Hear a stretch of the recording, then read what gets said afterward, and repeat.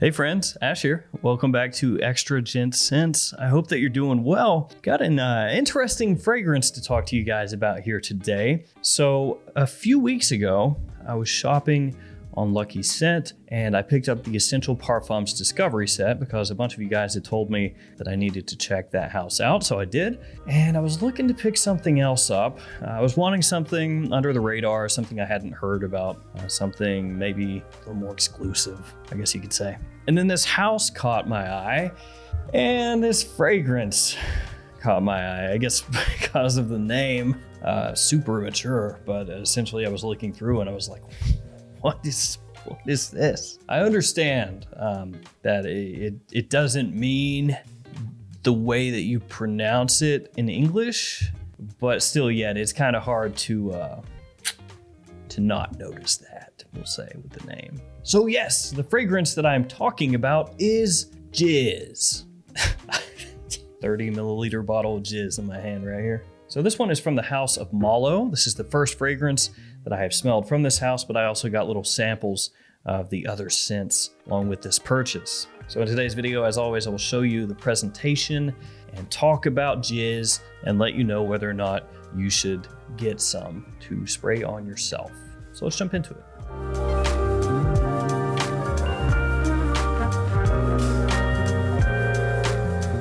So as I said, I got this from luckyscent.com. If you shop there, use the code GENTS2022. It'll save you 10% off your order.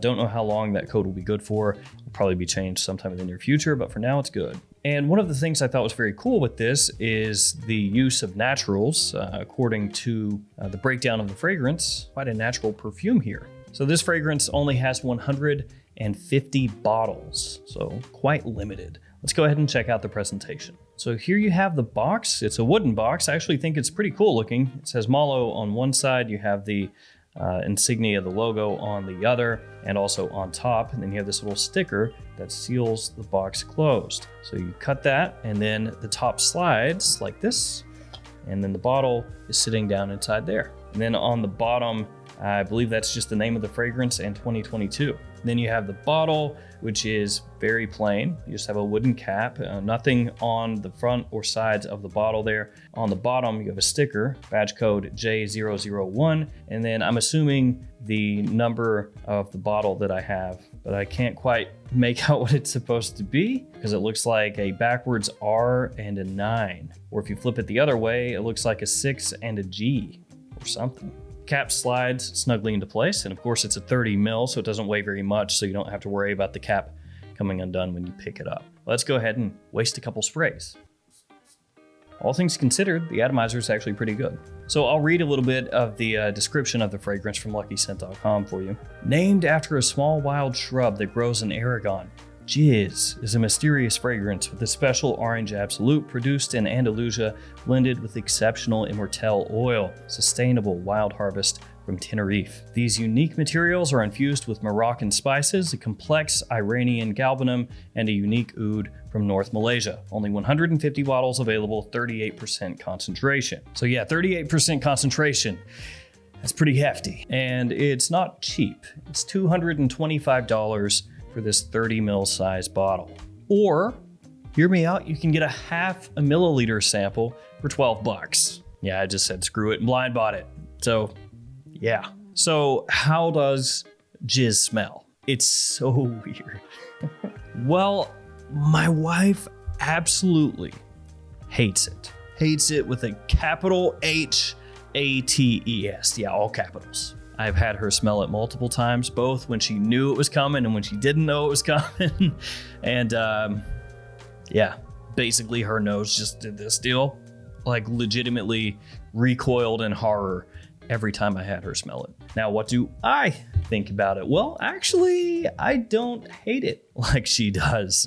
But unfortunately, with the reactions that she gives, I know that it's not really the kind of fragrance that's gonna go over well if I'm wearing it around the house. And it has gotten very mixed results from other people that I've had smell this fragrance. Some people think it actually smells pretty good, very unique.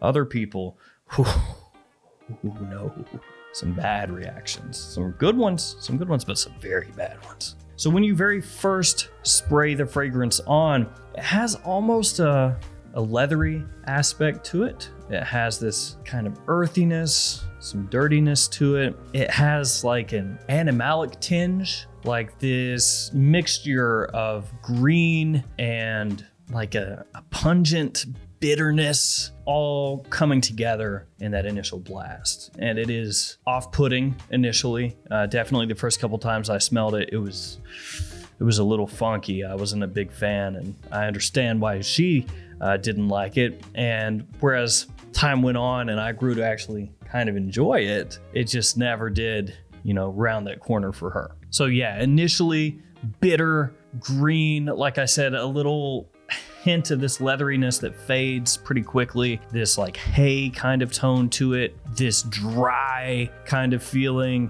mixing together with a bitter orange that as it dries becomes less bitter. So as the fragrance dries down on your skin, it starts to open up and that citrus becomes a little bit sweeter, and you get this faint hint of like a creaminess to the citrus as it dries. You still have that green in the scent, but it opens up, it fleshes out, it becomes less dry. It's like almost you're rehydrating it or something, and you're watching it kind of come to life off your skin. Initially very harsh, but then as it dries, everything smooths out in a great way.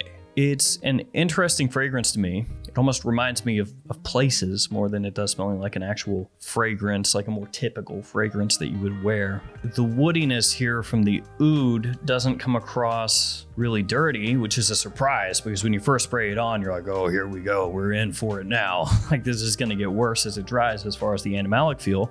And with that having oud as one of the notes, you expect that. But as it dries, it doesn't. It doesn't become, very animalic and dirty and harsh. It's just all front loaded. It's all there in the initial opening. So you get that woodiness from the oud as it dries down, but it never goes to the point of no return as far as being harsh, dark, fecal, animalic, barnyardy, none of that. And with that leathery feel that you get initially that fades, once it heads into the mid and the dry down, it doesn't really come across so much leathery anymore, but you do get this residual smokiness that kind of hangs out there in the fragrance, kind of in the background, and then kind of wafts back and forth as it dries through the mid into the dry down. So you get a little smokiness there, giving some additional depth. So anyway, as I said, reminds me of places a little bit, like places that would have kind of an old woodiness to it, like an old furniture or old bookshelves or something like that. And then with it being open air a little bit, and then you have this sort of herbal garden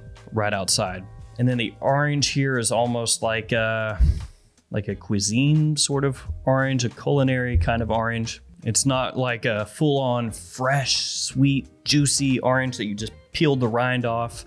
It's an orange that's been worked into something else. And the spices that they have are not really the focal point of the fragrance. Very, very slight bit of just additional kind of sweetness sprinkled in, trying to take the edge off some of that greenery, but never really full bore with the spices. You don't really pick up any of those in a discernible way where you could be like, oh, well, there's pepper, there's cinnamon, there's saffron, there's this, there's that. The other thing, more so just a touch of a spice blend that's very muted amongst the whole. With it being an extrait, you would probably think that this is going to be just an absolute ungodly monster. I mean, 38%, like that is heavy duty, but it's really not. Well, initially it is. When you first spray it on, that first blast that you get when everything is still kind of fighting and a little harsh, maybe harsh, not the greatest word, but when there's a lot going on there in the opening, like I described before, yeah, it comes across strong, like really strong. The type that I could spray it on right here, just a couple sprays, you could be clear across the room or another room, and you pick it up and you're like, what is that? What is going on over there? But as it dries, it mellows out. It's not a weak performer at all. It stays on your skin a long time. I haven't sprayed clothes with it, but I would imagine it would be eternal on clothing. But it does start to mellow out a little bit. Still performs well, still projects well. It's just not as strong as you might expect based off the first blast after it settles into the mid. So overall, my thoughts on Jiz. The wife doesn't like it, and myself, Usually I think it smells pretty good. I like it. Very different. Very different. Quality is there. As it dries, the changes are intriguing. The note breakdown is pretty simple, but you get a lot out of it. I don't think, though, that it's really super wearable. You have to have a lot of confidence to pull this off. You have to know where you're going, what you're doing to know if it's going to work well in that situation. I would probably go pretty light on the trigger, just a couple sprays. And I would wear it more in cooler weather, fall, winter time, would not wear it during the summer. But as a change of pace fragrance, as kind of an artistic piece, it works. And I do like it a lot, but it's not one that I'll be wearing around the house.